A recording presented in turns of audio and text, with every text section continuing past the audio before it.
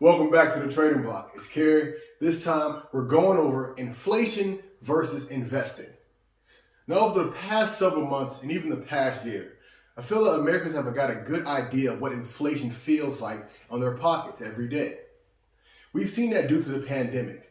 The rising price of gas, clothes, rice, bread, even milk are just going up at a very high rate.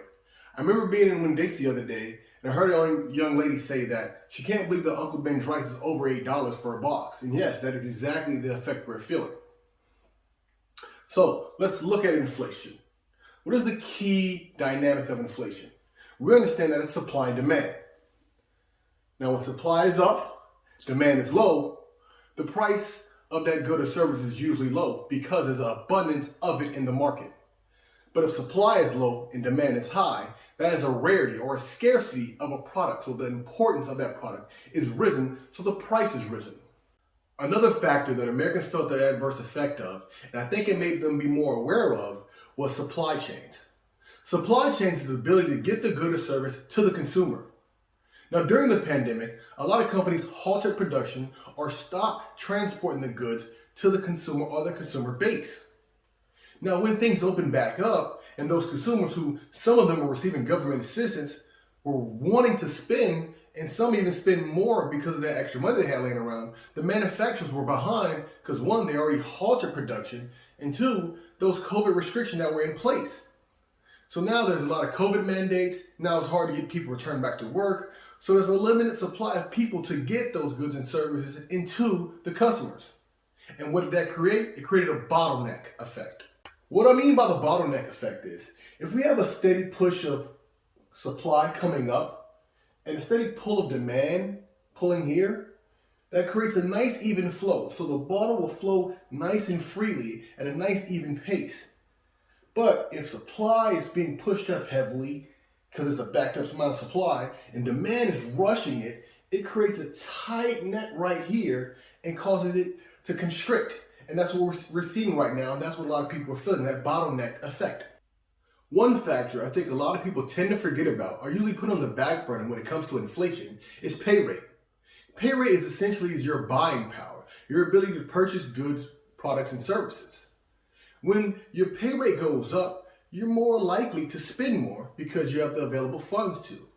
So if you have $100,000, you make $100,000 a year, you're more likely to spend and buy more products than someone who makes $30,000 a year, just because the availability you have to buy those products. So let's do a synopsis of the minimum wage and how it raises per year. In 2010, the minimum wage was $7.25. In 2012, the minimum wage was $7.65. So for that 2-year period, that's an average of 20 cents per year increase per year for the minimum wage. Now, let's look up today.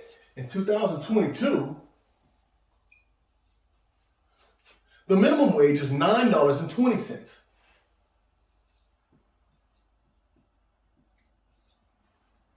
Now let's go back 4 years. In 2018, the minimum wage was $8.30. So if we go to 2018, $8.30. Now, with that 4-year span, that's only an average increase of 22 cents per year. So even from 10 years ago, the increase per year has not changed that dramatically. And the biggest issue is that this is only for the minimum wage raise. There's a lot of people who do not get this 20 cents per year raise or bump every year. So there's a good chance that you may have the same salary while the things around you are rising in price. Now, one of the easiest indicators of how to read inflation is the CPI, or the Consumer Price Index. Now that's an average of goods and services basically put in baskets, broken up into 8 different sections, and they just take the average of the average metropolitan area and how much it costs an American a month for those goods and services. So let's go over some examples of CPI and how they range per year and affects to the minimum wage and the pay rate. So let's put minimum wage here, MW, and here we'll put CPI.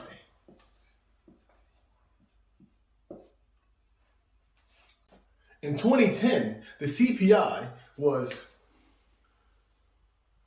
$218.10. That's for 2010. Now, in 2012, the CPI was $229.60. And now, in 2017, the CPI was $247.10.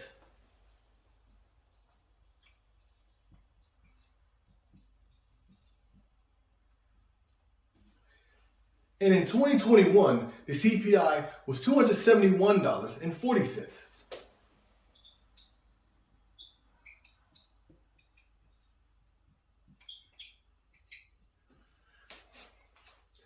So we see just on the average basis in this 2-year period, it goes up around $11 for that 2-year period. So that's a good increase, but not, horrible bad. That's around the rate that we wanted at, around 2% per year, 2-3% per year.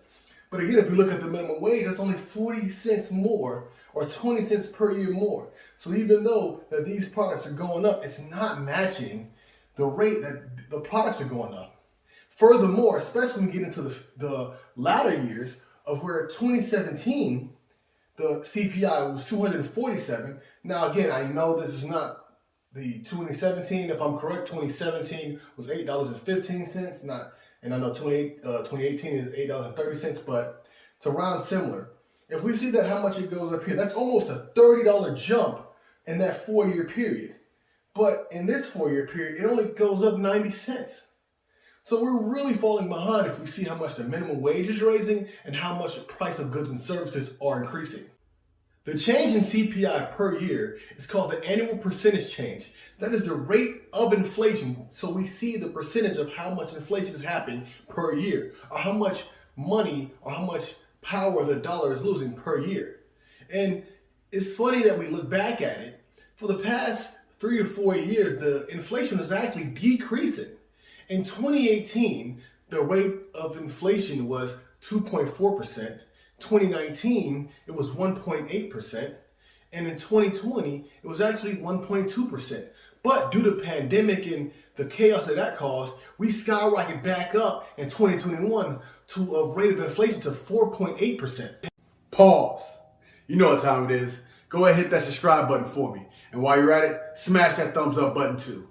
And if you like what you're seeing, leave us a comment. Let us know what you think. Or tell us a topic that you'd like us to go over more in depth. Now, back to the video. Now, how can investing help you negate the effects of inflation? Let's first talk about the type of things we can invest in. The stock market. Now, in the stock market, you can invest in a single company or ETFs or REITs. Now, ETF is just a share or a company that has shares that has multiple companies in one basket or in one share. So it's not just one company that's in that share or involved in that share. So it may not grow very fast, but it grows at a very steady rate because it's a bunch of different companies together. Now, on the adverse side, if you get a single company like Apple or Toshiba, that means that you're taking that company for its worth, how well they do, the deals they make, the debt they take on. You have to stay on top of those. That's very key. As well as REITs. What are REITs? REITs are very similar to ETFs.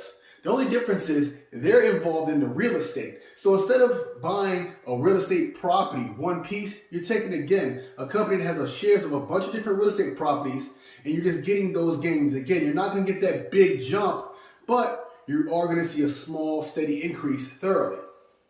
Now, with the ETFs and REITs, and there are a good amount of stocks of companies that provide dividends.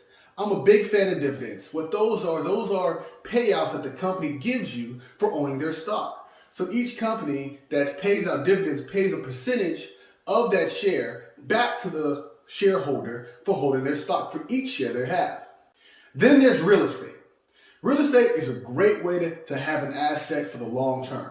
Now, one thing to keep in mind with real estate, it's a slow burn. It's going to take a good chunk of money to get you started, and that's also going to take a good deposit of money to make sure that everything's running great. Because you got to hire property managers, you got to hire contractors, you got to hire inspectors, you got to make sure everything's up to code. So if you are going to go to a real estate route, please understand that it's a slow burn, but it is worth it if you go through all the necessary steps to ensure that you're going to get a return on your investment. And there's cryptocurrency. Cryptocurrency has built up a lot of steam lately, much more than it was 3 years ago. But it's becoming a household name with the likes of Bitcoin, Litecoin, Ethereum, Shibu, Dogecoin. So it's becoming up and building a lot of progression in this past couple of years, and especially the last couple of months, especially with the pandemic and the worry of the dollar losing power and that being decentralized and having worth because they can only but mine so much of those coins, and they can't print them out like we can dollars, just throw them out every day. There's only a finite amount of coin that it can be mined. Now with crypto, I must remind you that it is very volatile. So don't feel like, if you go into crypto, you're going to make money immediately. You have to be very cautious. And again, with any type of investing, here at the Trading Block, we always advise you, do your homework, find the research. Because again, we want you to make sure you're making the best decision for you long term. And remember, if you're holding or buying a stock for over a year, you're considered an investor. But if you have that share and you're trying to make that money back or make your money flip that money even faster within a year or 6 months, you're considered a trader. And there's nothing wrong with that. And I just remind you, please do your due diligence. Please do your research. Please stay on top of the companies. Because you got to understand that the companies' deals and debts, that has a big effect on their share price. A few things to look for before investing into a company, especially that I look for, Brandon looks for, and here at the Trading Block we really preach, is we want to make sure we look at that company's debt. How much debt do they have year per year? Are they increasing or are they decreasing their debt? What type of deals are they taking on? Are they acquiring a lot more companies? What are the research and involvement they have? Are they trying to grow and innovate, or are they staying stagnant? And next, we want to look at the earnings report. The earnings report helps us see where their money is being distributed and to see exactly what they're putting their money into and what they're trying to get into for the future. All right, let's do an example. Let's look at a few companies and their stock prices over the years. Let's start with Apple. Apple, in 2012, January 31st, the stock price was $16.30.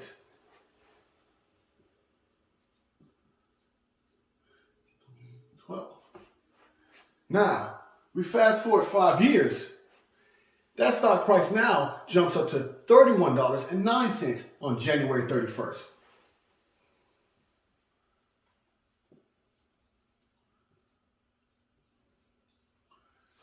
$2017. So it's a 5-year jump, and that's almost over $15, well, around $15 increase per share in that 5-year period. Now, where is it at today? Where's Apple at today? Let's say if you'd have had 10 shares in 2012, that'd cost you over $163. Now, if you jumped over here 5 years later, that'd have been worth $309. But now, what is it worth today? As of today, me recording this video, Apple's share is $175.53.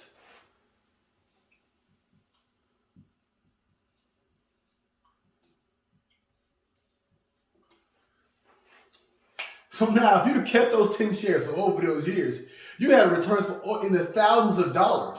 Because now, those 10 shares are worth $1,755. That's how much growth you can have in the stock market. That's just from Apple. That's one company. Let's look at another company. The next company to look at is Nestle.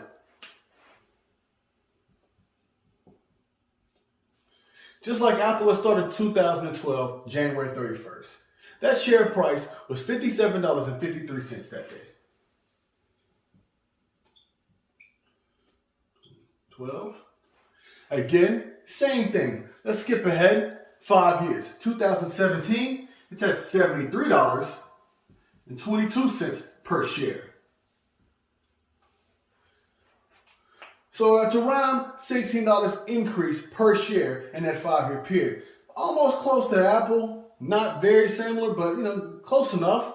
Again, you're not going to see every company do these type of returns, but these are two very big companies that innovate and like acquiring different companies and like innovating, so they usually grow a lot.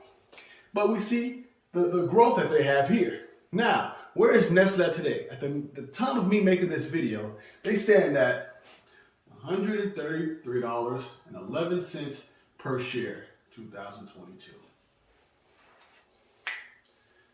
Now we see the growth that is having both Apple and Nestle over this time period. So in 10 years, it's almost doubled. Well, it has over doubled its value by holding on to that commodity. Same thing with Apple. It's over 10 times its worth just by holding on to that commodity and its growth and trusting that company. Now, let me say this. You are not guaranteed to make money in the stock market. You're not guaranteed to make money in real estate. You're not guaranteed to make money in crypto. Please, please, please do your due diligence, do your research, do your homework. This is your money. Do not just listen to me or take any stock that I say or bring up just because I'm talking about it. Please do your research and understand which company works best for you and what you're looking for in your type of growth.